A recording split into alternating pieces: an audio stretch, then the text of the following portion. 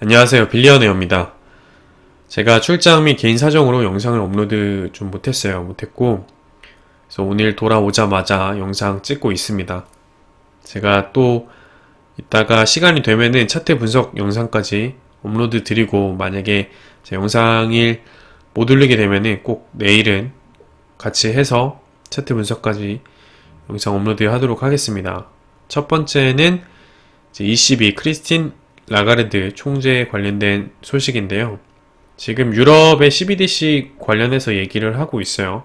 유럽 CBDC를 발행하게 된다면 반드시 어떤 특정 계층을 위한 것이 아닌 모든 사람들이 쓸 수 있는 CBDC가 돼야 된다.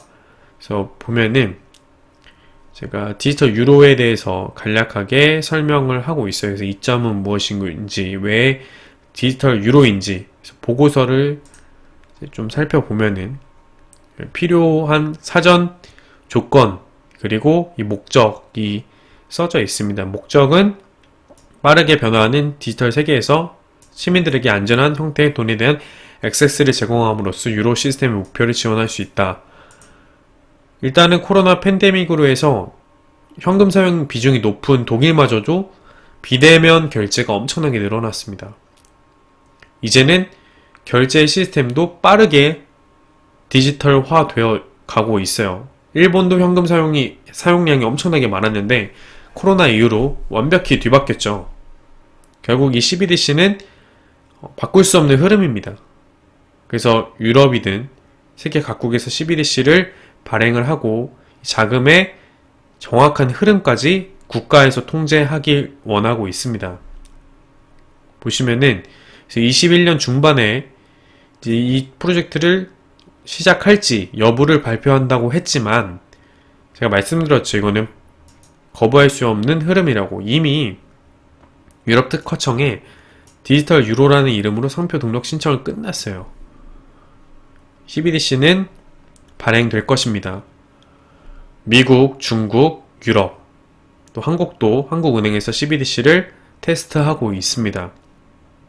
중국은 보다 폐쇄적인 국가 장악형 CBDC를 발행할 것이고, 미국은 민관과 협력해서 CBDC를 발행할 것이라고 생각을 하고 있어요. 하지만 미국은 좀 다른 나라들보다 더디지 않을까 생각합니다. 달러의 패권을 쉽사리 놓고 싶지 않겠죠. 하지만 이렇게 더디게 하다가는 CBDC의 패권을 잃을 수 있기 때문에 미국도 다른 나라들이 CBDC 패권을 장악하기 전에 선제적으로 대응할 것이라고 생각하고 있습니다. 그래서 국제결제은행에서도 CBDC 결제 플랫폼을 구축을 추진하고 있습니다. 그래서 국제결제은행 홍콩센터에서는 CBDC를 사용한 외환거래를 용이하게 만드는 브릿지를 구축하고, 스테이블 코인 발행을 위한 여러 모델 발굴 외에 채권 토큰화 프로젝트도 추진한다고 합니다. 제가 계속해서 영상에서 설명을 드렸어요. CBDC는 스테이블 코인과 연결될 것이고, 스테이블 코인은 지금의 암호화폐랑 연결될 것이다 라고 말씀을 드렸었습니다. 전 그 중에 리플이 큰 역할을 하지 않을까 조심스럽게 생각을 합니다. 지금 세계 각국에서 지금 CBDC 발행 움직임이 일어나고 있습니다. 이거는 리플사에서 제가 가져온 내용이고요. 리플사가 지금 갖고 있는 파트너십이 19년도 자료임에도 불구하고 엄청나게 많습니다. 스탠다드 차트도 있고요. 지금 저희가 익히 알고 있는 회사들이 많이 있습니다. 왜 리플사가 이렇게 많은 파트너십을 구축하고 있을까요? 그리고 왜 리플사가 적극적으로 CBDC 관련돼서 보고서를 만들고 있고, 리플 레저 관련돼서 또 송금 기술을 개발해 박차를 가하고 있을까요? 그거를 좀 깊게 생각해 보시면 앞으로 리플이 각국의 CBDC를 연결하는 브릿지 통화로서 쓰일 확률이 아주 높다라는 걸 알게 되실 것 같습니다. 그리고 지금 플레어 네트워크 메인넷 출시 전에 지금 15% 정도의 XRP 홀더들에게 에어드랍 했다는 소식이에요.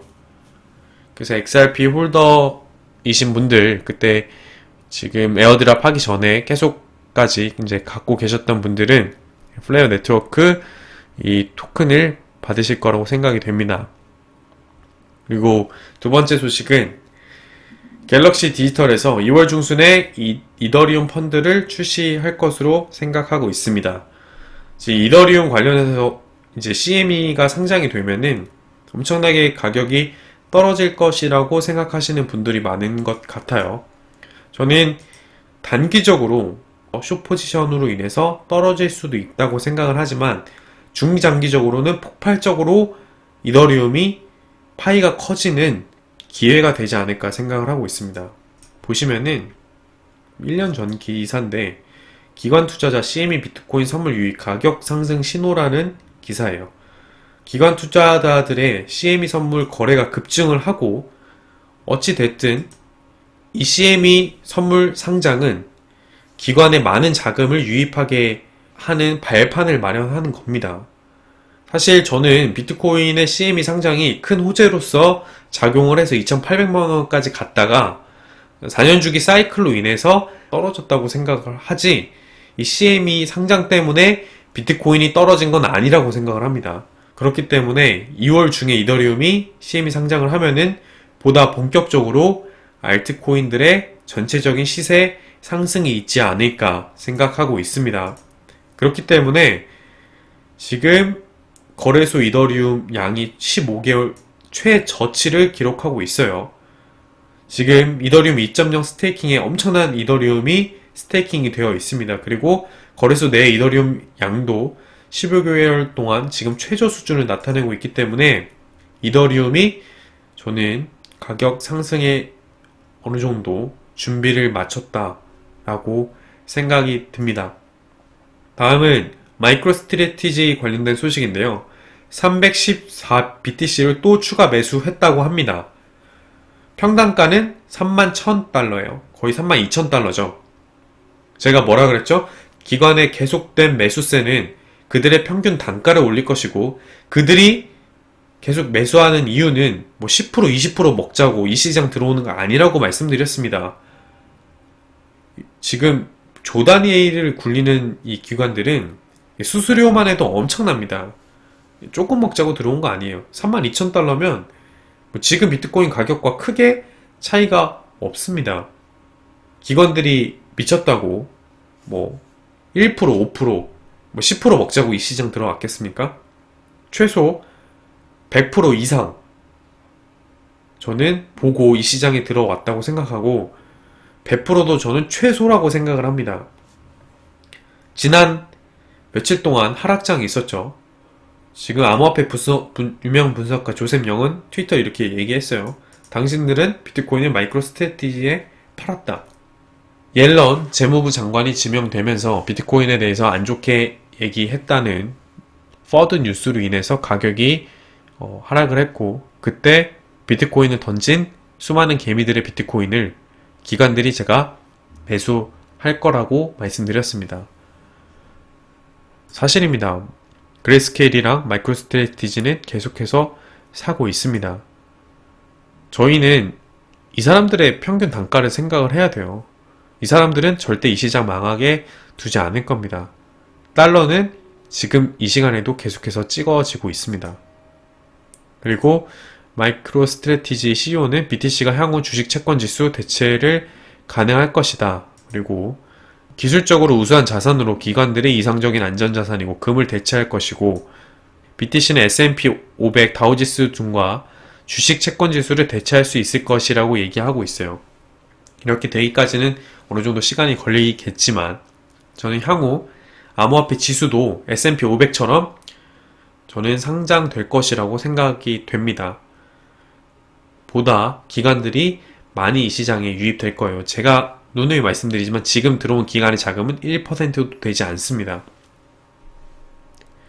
블랙록이 최근 9천조 자금을 이 시장에 들어올 수도 있다고 얘기를 했어요. 아직도 이 시장은 초입이라고 말씀드리고 싶습니다. 지금 바네크 미 SEC에 디지털 자산 ETF를 신청을 했습니다. 비트코인 ETF를 신청을 한 건데,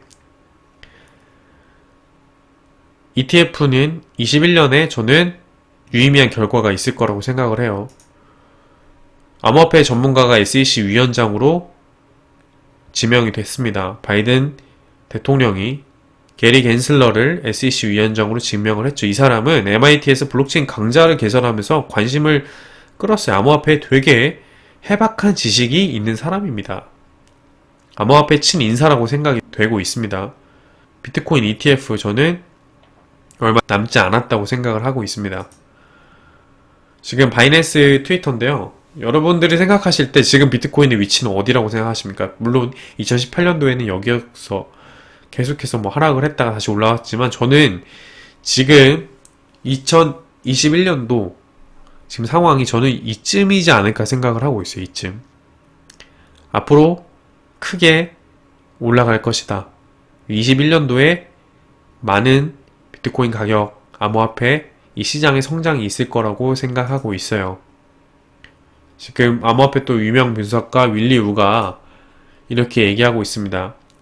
SOPR 지수가 지금 거의 1을 찍고 반등했다는 건데 SOPR 지수는 Spend Output Profit Ratio라는 이제 이거의 약자예요. 그래서 이게 매수 가격 대비 매도 가격 비율이에요. 1을 넘어가면은 많은 사람들이 이제 비트코인 매수한 가격보다 비트코인이 올라가 있는 거고 1보다 낮으면은 손절을 의미하는 거예요. 내가 산 가격보다 비트코인 떨어진 걸 의미하는 건데 지금 대부분 지금 비트코인 갖고 있는 사람은 거의 본절에서 약간 높다. 그게 대부분이다 라고 얘기하고 있어요. 본데 요 SOPR 지수를 보면은 이 1에 가까워져 있을수록 비트코인이 크게 가격 상승을 해왔습니다. 지금 많이 털렸다는 뜻이에요. 많이 매도를 던졌고 지금 비트코인의 평균 매수 단가가 대부분 본전보다 살짝 높은 상태라는 거예요. 이때 보시면은 살짝 높은 상태일 때는 대부분 올랐습니다. 네, 대부분 올랐죠. 이렇게 가격 하락이 오는 경우는 이렇게 SOPR 지수가 떨어졌습니다. 그래서 앞으로 또 크게 가격이 상승하지 않을까 생각하고 있습니다. 그리고 제넷 옐런 미국 재무부 장관이죠. 암호화폐가 불법적으로 뭐 사용할 수 있을 것 같다라는 내용이 이제 나오면서 암호화폐가 크게 시세 하락을 했었는데 보시면은 뭐 잠재력을 고려하는 것이 중요하다. 크게 뭐 디지털 암호화폐 관련돼서 다시 뭐 잠재성을 인정한다라는 기사가 많이 나오고 있어요. 제가 옐런 얘기하면서 말씀드렸습니다. 이 사람은 허친스의 사람입니다. 허친스는 누구죠? 디지털 커런시 그룹을 실제적으로 갖고 있는 사람이에요. 디지털 커런시 그룹은 그레이스 스케일, 코인데스크 등 암호화폐 회사를 자회사로 두고 있는 회사입니다. 이 사람이 디지털 커런시 그룹에서 일을 했었어요. 저명한 펠로우로서. 그런데 비트코인 및 암호화폐를 규제하고 없애버리겠다? 말이 안 됩니다. 재무부 장관의 위치에 있기 때문에 어쩔 수 없이 할 수밖에 없는 말을 대중 매체들은 퍼드를 유발을 시켰어요. 그래서 많이 던진 그 비트코인을 기관들이 다시 매수를 한 겁니다. 당신들이 판 비트코인이에요. 저희는 이렇게 다시 한번 또 이런 퍼드 기사에 물량 털리는 일이 있어서는 안 됩니다. 유명한 암호화폐 분석가죠. 맥스 카이저인데요. 지금 트위터를 올렸는데 매년 비트코인이 10년 동안 200% 정도 평균적으로 올랐으면 인플레이션 비율이 55%라는 거예요. 이렇게 해서 가격이 올라가고 있습니다. 올라가고 있는데 평균적으로 뭐 이런 것들은 이제 가격이 좀 내려갔지만 인플레이션이 평균적으로 55%입니다. 이때 10년 동안 돈 저금한 사람은 적금 만든 사람은 거지 됐을 거예요. 네, 벼락 거지 됐을 겁니다. 깨어 있으셔야 됩니다. 또 이거는 뭐 로저버 유명한 암호화폐 지금 투자자죠. 많은 비트코인과 비트코인 캐시를 갖고 있는데 지금 뭐 비트코인은 뭐 금을 대체할 수 있을 것이다. 그리고 비트코인 캐시는 피앗 머니, 법정화폐를 대체할 수 있을 것이다. 라고 트위터를 올렸네요. 지금 현재 시간에도 미국의 빚은 계속해서 올라가고 있습니다. 이거를 제가 말씀드렸죠. 갚을 수 없다고. 다시 한번 해보겠습니다. 100만, 1000만, 억, 10억, 100억, 1000억, 조, 10조, 27조 달러예요. 거의 한국 돈으로 치면 3경입니다. 3경. 미국은 이거 갚을 수 없습니다. 저는 다시 한번 말씀드리지만 금융 시스템에 큰 변화가 21년 도래할 것이라고 생각을 하고, 마지막으로 그레이스 스케일은 이 순간에도 계속해서 암호화폐를 모으고 있다는 거 잊지 않으셨으면 좋겠습니다. 제가 준비한 소식은 여기까지고요. 제 영상이 도움이 되셨으면 좋아요, 구독, 그리고 또 채널 알람 설정 부탁드리고, 시간이 되시는 분들은 광고 시청까지 해주시면 더할 나위 없이 감사드립니다.